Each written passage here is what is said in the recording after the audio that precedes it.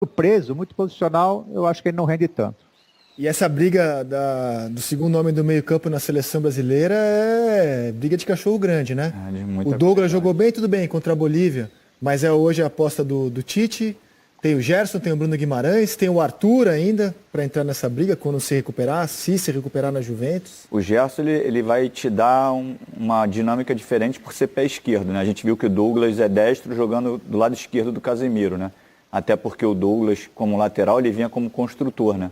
Depois a gente vai falar um pouquinho sobre seleção, até justifica a convocação do Gabriel Menino, né? Porque o lateral joga como um volante, né? Então o Douglas, o Bruno Guimarães, usados pelo lado esquerdo, a dinâmica é outra. O Gerson já usa o pé com facilidade por ali.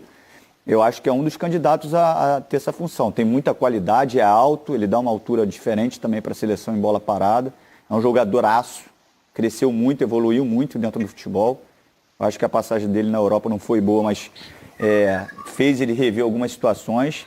E hoje você perguntar para um menino, né, na minha época, queria ser o 10, né, o homem de criação. Eu te falo sinceramente, André, se eu jogasse hoje é porque eu não tenho tamanho. Eu ia preferir jogar de segundo volante. Porque você joga de frente para o jogo, se você tem bom passe, você consegue achar, você joga sempre, teoricamente, com menos pressão em cima de você. O camisa 8 é o novo 10, então? É o que pensa, cara, é o que pensa. E os próprios zagueiros hoje, a gente vai ver a imagem da seleção, eles estão dentro da intermediária do time adversário, cara. Joga muito lá dentro. O jogo é muito pequeno hoje, 40 metros é no máximo, joga em 25, 30. Então você jogar de frente... E o time que tiver dois, né, Pedrinho?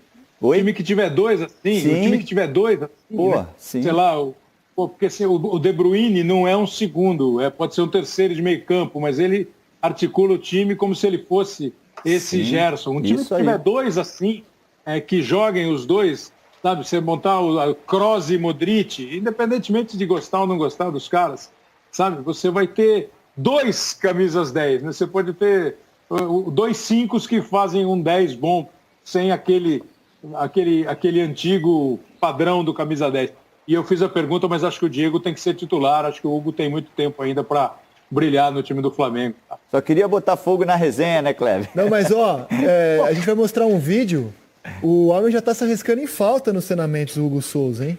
Ah, é? Tá, imagina se ele começar a bater falta, quem é que segura esse goleiro do Flamengo? Ô Caê, grande abraço, as suas considerações finais aqui, meu caro.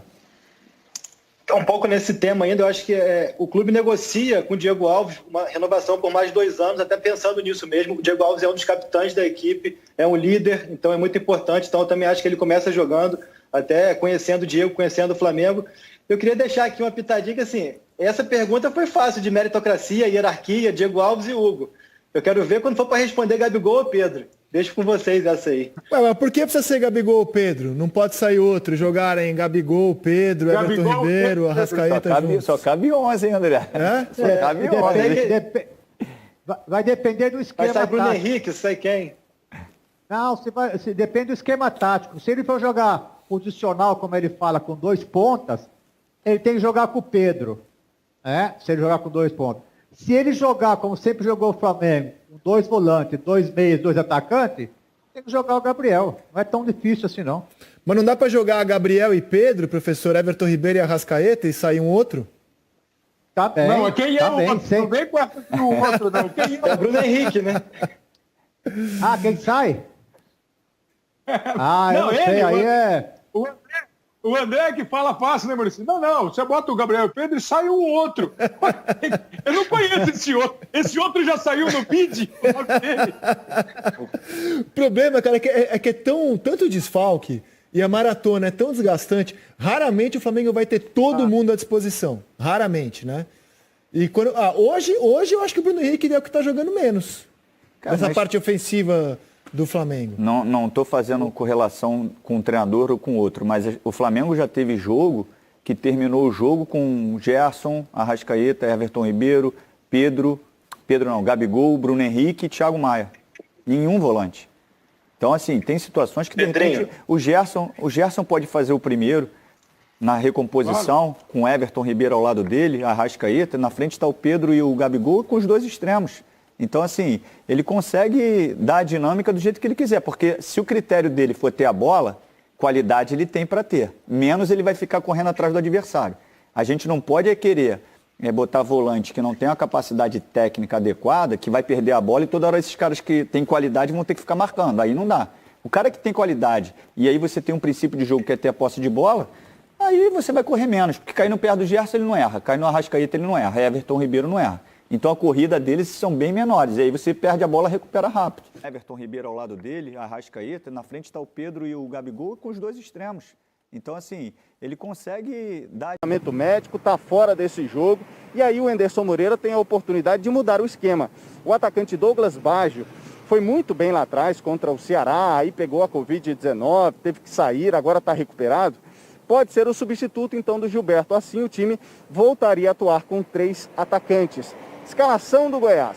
Goleiro, Tadeu. Lateral direito, Edilson. A dupla de zaga, David Duarte e Fábio Sanches, com o Caju na lateral esquerda. Meio campo com o Breno, o Daniel Bessa e o Shailon, que veio do São Paulo, rapidamente conquistou a posição de titular. E o trio ofensivo, Garoto Vinícius, das categorias de base, o Douglas Baggio e lá na frente, mais isolado, o centroavante Rafael Moura. Bom, por enquanto é isso. Vitor Hugo Araújo, aqui direto de Goiânia, para o Seleção. Obrigado, Vitor.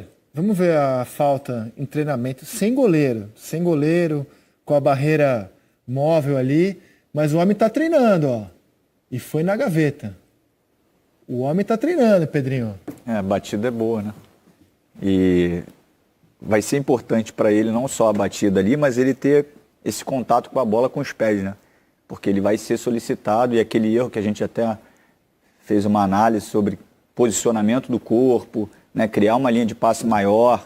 Eu acho que é importante para ele esse contato, mas não só ele como goleiro, mas os atletas de linha têm que também treinar, né? Porque o goleiro começa a bater quando ele vê que não tem ninguém ali capacitado ou que não treine para isso, para esse fundamento. Ô Muricy, como é que foi no São Paulo quando o Rogério falou assim, vou treinar falta? Tinha batedor, eu não lembro, cara, se tinha batedor, né, de jogador de linha no elenco. Não, mas o Rogério não era o titular ainda. O Rogério estava começando e ele acabava o treinamento com o Tele, ia todo mundo embora como sempre, né? O jogador está sempre com pressa, né?